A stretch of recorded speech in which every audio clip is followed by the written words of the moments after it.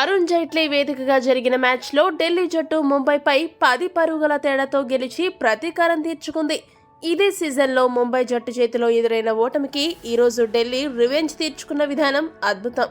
ఇక ఢిల్లీ చేతిలో ఓడిపోవడంతో ముంబై జట్టు ప్లే ఆఫ్ అవకాశాలు దాదాపు మూసుకున్నట్లే. ఇక వరుసగా ముంబై జట్టు ఓడిపోవడంతో ఆ జట్టు అభిమానులు నిరాశలో ఉండగా, మ్యాచ్ ఓడిపోయిన తర్వాత హార్దిక్ పాండ్యా మాట్లాడిన మాటలు మరింత సంచలనంగా మారాయి. హార్దిక్ ఇంతకీ ఏమన్నాడంటే, ఈ మ్యాచ్లో గెలుపు దగ్గర వరకు వచ్చి ఓడిపోయాము.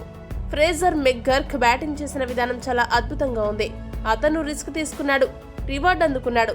అతను ఫీల్డ్ ని దృష్టిలో పెట్టుకుని అద్భుతంగా బ్యాటింగ్ చేశాడు. ఇది యువతలోని భయం లేనితనాన్ని తెలియజేస్తుంది. ఇక టాస్ గెలిచిన తర్వాత నేను సరైన నిర్ణయమే తీసుకున్నాను అని భావిస్తున్నాను. అందులో ఎటువంటి అనుమానం లేదు. ఇక మేము ఈ మ్యాచ్లో ఓడిపోవడానికి ఒక ప్రధానమైన కారణం ఉంది. అదేంటంటే, మేము మిడిల్ ఓవర్లలో మరికొంచెం దూకుడుగాడి ఉంటే బాగుండేది.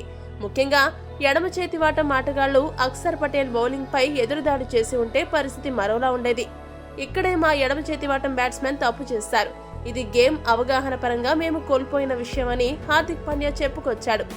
హార్దిక్ మాటలను బట్టి చూస్తుంటే తిలక్ వర్మ, నేహాల్ వధేరా దూకుడుగా బ్యాటింగ్ చేయకపోవడం వల్లే ఓడిపోయామని ఇండైరెక్ట్ గా చెప్పుకొచ్చాడు. హార్దిక్ వ్యాఖ్యలపై మీ అభిప్రాయాన్ని తెలియజేయండి. మరిన్ని స్పోర్ట్స్ అప్డేట్స్ కోసం మా ఛానల్ సబ్స్క్రైబ్ చేసుకోండి.